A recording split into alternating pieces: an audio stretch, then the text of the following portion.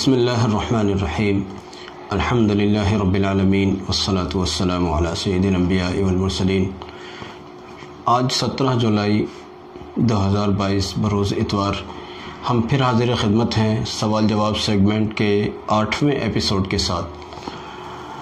اس میں یہ ایپیسوڈ جیسا کہ ہر اتوار کو آتا ہے، اس میں آپ حضرات کے سوالات ہوتے ہیں جو ہمیں یا تو کمنٹس میں ملے ہوتے ہیں یا واٹس ایپ وغیرہ یا فون وغیرہ کے ذریعے سے ملے ہوتے ہیں یا بعض دوسرے ذرائع سے ملے ہوتے ہیں۔ بہرحال ان سوالات کو ہم یہاں شامل کرتے ہیں۔ آپ بھی ان ذرائع کا استعمال کر کے اپنے سوالات کے ذریعے سے اس سیگمنٹ میں حصہ دار بن سکتے ہیں، اس میں شریک ہو سکتے ہیں۔ آج کا ہم نے پہلا سوال لیا ہے، یہ کہتے ہیں جیب میں تسبیح یا ٹوپی رکھی ہو تو ایسی حالت میں بیت الخلاء جانا کیسا ہے؟ بھائی جیب میں تسبیح رکھی ہو یا ٹوپی رکھی ہو، ویسے تو اس حالت میں بیت الخلاء میں جانا ٹوپی رکھ کر کوئی حرج نہیں، تسبیح رکھ کر کوئی حرج نہیں، لیکن ایک بات بتاؤں، ٹوپی ہمیشہ سر پر رکھ کر بیت الخلاء جانا چاہیے۔ کبھی بھی ننگے سر بیت الخلاء نہیں جانا چاہیے۔ ٹوائلٹ میں کبھی بھی جائیں ہمیشہ سر ڈھانپ کر جائیں، چاہے خواتین ہوں چاہے مرد ہوں۔ بعض لوگ سمجھتے ہیں کہ ٹوپی رکھ کر بیت الخلاء میں نہیں جانا چاہیے، بعض لوگ ایسا سمجھتے ہیں، یہ نہیں، سنت یہ ہے کہ ٹوپی رکھ کر بیت الخلاء میں جائیں۔ ایسے خواتین بھی دوپٹہ رکھ کر ہی بیت الخلاء میں جائیں، ننگے سر نہ مرد جائیں نہ عورتیں جائیں۔ بہرحال سوال کی جو نوعیت ہے وہ یہ ہے کہ یہ تسبیح اور ٹوپی کو جیب میں رکھنے کے متعلق پوچھتے ہیں، تو بہرحال جیب میں رکھی ہوئی ہے، کوئی حرج نہیں ہے۔ حرج اس بات پر ہے کہ سر آپ کا ننگا ہے اور آپ بیت الخلاء میں جا رہے ہیں۔ دوسرا سوال ہے، کہتے ہیں کولر اور اے سی وغیرہ کا پانی، اس کا کیا حکم ہے، اور اگر یہ کپڑوں پر لگ جائے تو کیا حکم ہے؟ بھائی اے سی اور کولر کا جو پانی ہوتا ہے وہ مطلقاً تو پاک ہوتا ہے۔ اگر کسی قسم کی کوئی گندگی بعد میں اس میں مل گئی ہو تو بات ایک الگ رہی۔ اگر کوئی گندگی اس میں نہ ملی ہو اور صرف ڈائریکٹ پانی ہو اس کا، جیسے اے سی کا پانی ہوتا ہے یا کولر میں آپ پانی ڈالتے ہیں، اگر اس میں کوئی گندگی نہیں ملی ہے تو بہرحال اپنے آپ میں پاک ہے۔ کوئی گندگی اگر مل گئی ہے بعد میں چل کر تو پھر اس گندگی کے اعتبار سے ہی اس کا فیصلہ کیا جائے گا۔ بہرحال اے سی کا اور کولر کا پانی پاک ہے۔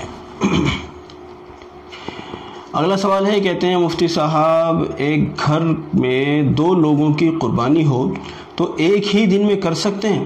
اگر ایک گھر میں 2 لوگوں کی قربانی ہے تو بہرحال ایک دن میں کر سکتے ہیں، کیا حرج ہے؟ کوئی حرج نہیں، ایک دن میں آپ 2 کریں، 3 کریں، 10 کریں، 50 کریں، آپ کو اللہ نے جتنی گنجائش دی کریں۔ اور کئی لوگوں کے الگ الگ حصے ہیں تو سب کے سب ایک دن میں کر سکتے ہیں، کوئی حرج نہیں۔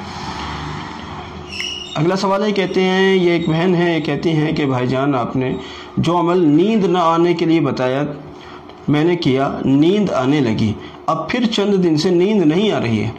بہن آپ کو مشورہ ہے کہ آپ صدقہ دیجئے اور جو عمل ہم نے پہلے بتایا تھا اس عمل کو جاری رکھیے، انشاءاللہ نیند آنے لگے گی۔ دھیرے دھیرے آپ کی جو پریشانی ہے وہ روحانی طور پر دھیرے دھیرے انشاءاللہ ختم ہو جائے گی اور نیند آپ کو آنے لگے گی۔ آپ اس میں صدقے کا اضافہ کیجئے اور جو کر رہے ہیں اس کو کرتے رہیے، اللہ تعالیٰ آپ کی مشکل کو آسان فرمائے۔ اگلا سوال ہے، کہتے ہیں کہ حیض کے وقت پیڈ یوز کیا جاتا ہے تو اس کو دھو کر پھینکیں یا بنا دھوئے پھینکیں؟ حیض کے وقت جو پیڈ یوز کیا جاتا ہے اس کو یوں ہی پھینک دیا جائے، دھونے کی کیا ضرورت ہے؟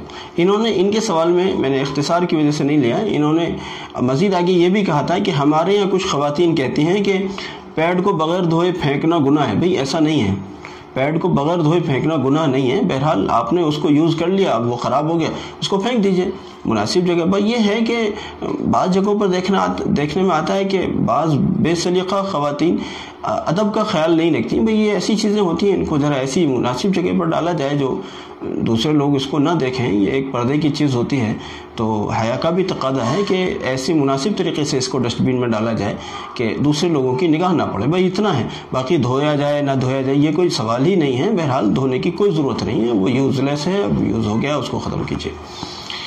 اچھا جی، اگلا سوال ہے، کہتے ہیں کہ زیر ناف بال صاف کرنے کے بعد غسل کرنا ضروری ہے کیا؟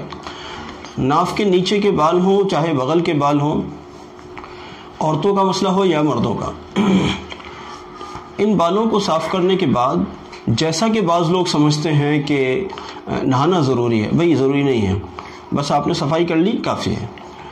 اور بعض لوگ اس وقت تک اپنے کو ناپاک سمجھتے ہیں جب تک کہ انہوں نے غسل نہ کیا ہو. بھئی ایسا نہیں ہے، ناپاکی نہیں ہے، آپ بہرحال پاک ہی ہیں. اگر پہلے سے پاک تھے تو آپ نے یہ صفائی کر لی، بس ٹھیک ہے. اب آپ غسل کرنا چاہتے ہیں کر لیجئے، نہیں کرنا چاہتے ہیں آپ جانیں بہرحال پاک ہیں آپ، اگر پہلے سے پاک تھے تو. اگلا سوال ہے، کہتے ہیں کہ زیر ناف اور زیر بغل بال کتنے دن میں صاف کرنا چاہیے؟ بھئی 1 ہفتے میں صاف کرنا چاہیے. سنت یہ ہے 1 ہفتے میں صاف کیا جائے، اور 15 دن سے زیادہ نہیں ہونا چاہیے. لیکن اگر کوئی بہت ہی بیچارہ یا تو کہیں ایسے سفر میں رہا، موقع نہیں ملا، یا کسی اور ٹینشن میں رہا، نہیں کر سکا بہرحال، تو 40 دن نہیں ہونے چاہیے، اور 40 دن سے اوپر تو بالکل بھی نہیں ہونے چاہیے. زیادہ سے زیادہ جو اس کی مدت ہے وہ 40 دن ہے، اس سے اوپر نہیں ہونے چاہیے. اصل چیز یہ ہے کہ ہر ہفتے کرنا چاہیے. ہر ہفتے نہیں کر سکتے بھائی، 2 ہفتے میں کبھی ہر ہفتے نہیں کر پائے، 2 ہفتے ہو گئے، دوسرے ہفتے میں کر لیجئے.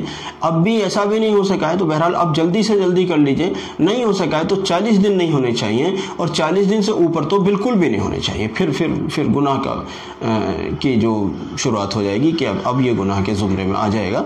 اور 1 ہفتے سے زیادہ میں اگر آپ صاف نہ کر سکیں تو بہرحال گناہ گار تو نہیں ہوں گے کہ 1 ہفتے میں صاف کیوں نہیں کیا، لیکن سنت کا ترک ضرور ہوگا. اور سنت کا ترک بھی ایک بڑا وبال ہے. اللہ تعالیٰ سنت کے تارکین میں ہمیں شامل نہ فرمائے، اور بلکہ سنت کی احیاء کرنے والوں میں اور سنت پر عمل کرنے والوں میں ہمیں شامل فرمائے. اس لیے سنت پر عمل کرتے ہوئے ہر ہفتے کریں، اور ایسا اگر کسی بار میں نہ ہو سکے بھائی 2 ہفتے میں کر لیجئے. بہرحال 40 دن سے اوپر نہیں جانا چاہیے. اگلا سوال ہے، کہتے ہیں کہ بچوں کو گیم دیکھنے سے ان کا ذہن تیز ہوتا ہے، کیا یہ بات صحیح ہے؟ بھائی بچوں کو گیم دیکھنے سے ذہن تیز ہوتا ہے، لیکن ان کی بینائی خراب ہوتی ہے. اگر سچ پوچھیں کہ اگر میرے اختیار میں ہو تو بچوں کے جتنے پروگرام چلتے ہیں میں سب کو ختم کر دوں. کیونکہ وجہ جان لیجئے پہلے آپ.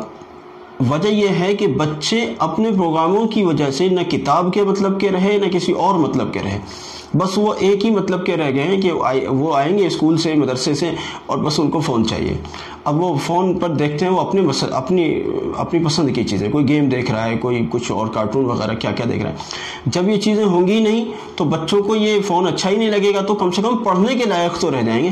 ان گیم بازیوں نے اور بچوں کے ان پروگراموں نے بچوں کو پڑھنے کے لائق نہیں چھوڑا. جن گھروں کے اندر چھوٹے بچے ہیں ان گھروں میں ذرا جا کر دیکھیے ماں باپ کتنا پریشان رہتے ہیں کہ یہ بچے اپنی بینائی بھی خراب کر رہے ہیں.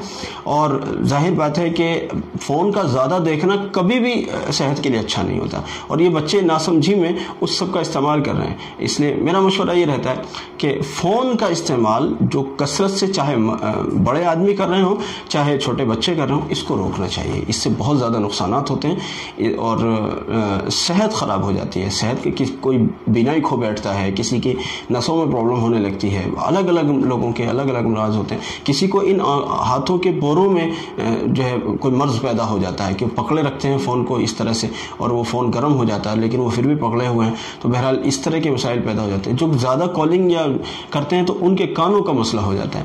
تو ایسی بہت ساری بیماریاں فون سے چلتی ہیں. اب آپ کیا اس بات کو پسند کرتے ہیں کہ آپ کے بچے خدا کی پناہ کہ فون کے زیادہ یوز کرنے کے نتیجے میں کسی مرض میں مبتلا ہو؟ اللہ تعالیٰ حفاظت رکھے.